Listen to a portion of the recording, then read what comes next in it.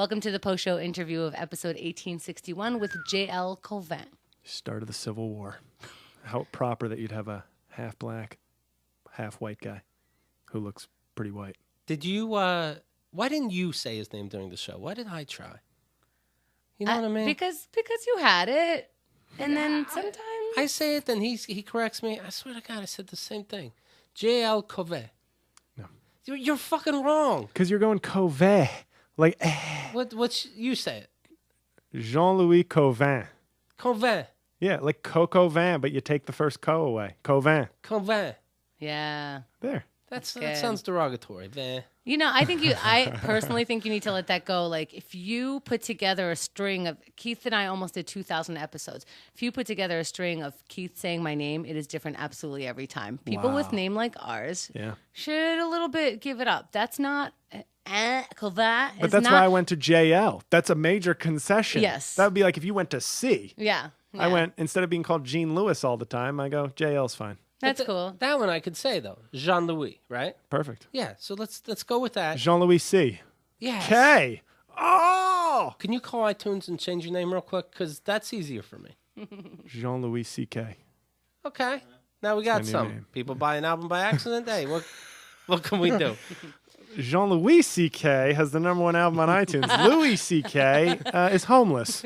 What happened? How did this happen? Trading places. Jean-Louis! He's in the gutter. How did you like the show today? First time you were ever on Keith and the Girl. I was very impressed, and I had a very good time, other than the soul-searching that I sort of accidentally stumbled upon for 20 minutes. Did that bug you out? Only when I felt like you weren't on my side.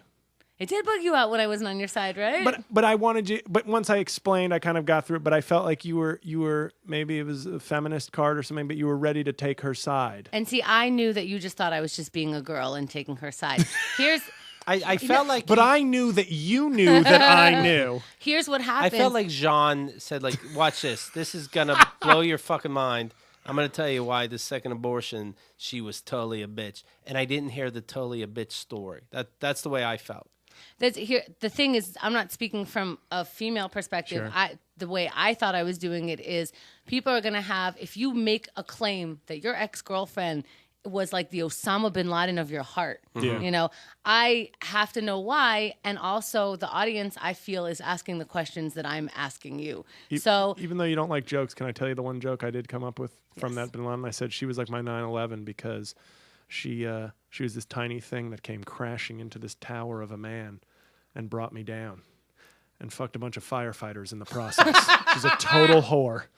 what do you mean? I don't like jokes, or we don't have people No, tell I was just their saying because you jokes? said you prefer, as my style usually is, you know, the storytelling kind Yeah. of. But you know, sometimes a joke in a short set is perfect. That's not what I don't mean. I know. Yeah. Kendra's gonna be okay with that. But no, I think what she did was kind of subsequent to that was just the kind of daily emotional bullying that, and you know, we're supposed to be saying no to bullies. Do you think like you were saying this girl's a bitch, and then it didn't seem like you explained well enough why she's a bitch, and Kendra went, well, I think, and then you're like, but I already said she's a bitch. What's the problem? One of the things, like, it was things like when I showed up to her, like to her house that weekend, she gave me shit for not spending Thanksgiving with her, even though she was having the abortion the next day. Right. But it's hard for me to be like totally on board. I'm on board out of obligation and relationship, but like I've been clear, don't want this to happen. Right. And she was just like, it was so embarrassing you weren't here for Thanksgiving with my family. Why? Because you didn't want your mommy to be alone on Thanksgiving? That's it, right. And of course I'm sitting there going, bitch, if you weren't about to murder my child, I would hire a woman to slap the shit out of you, because I don't believe in men hitting women, but I do believe in women hitting women on behalf of angry men. Well, I get that, but you know, I think that me sort of laying into you with a bunch of questions, I think made the audience understand your position better, and then they took your side, where I think if we just left it where it was, you're just an asshole. You know? You're just like, fuck this bitch. Right. You know, and so I think like, I think I was on your side. No, you know? I'm only mostly Fuck kidding. you, man. Fuck you and your dick. Yeah. I know you get this, but of course you look like Vin Diesel. It's funny that you look like Adam Sandler at the same time. And now I see with your I see with your smile, Nicolas Cage. Do you ever get that one? I get Cage. A lot of people on the Louis C.K. were saying, "Is that Nicolas Cage playing Louis C.K.?" And I was like, "How are you getting all that through the makeup? Like you're getting a look-alike apparently for me through makeup." That's awesome. And, but I've gotten other like when I was thinner and You should beige. change the title. You should say this is Nicolas Cage. Oh, 2 million views.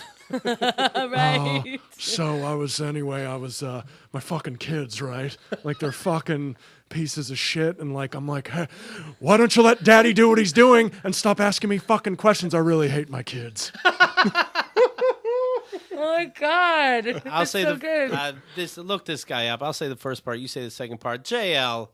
Cauvin. It's Yeah. that easy. It's that easy. Thank you, my friend. Thank you guys. KeithAndTheGirl.com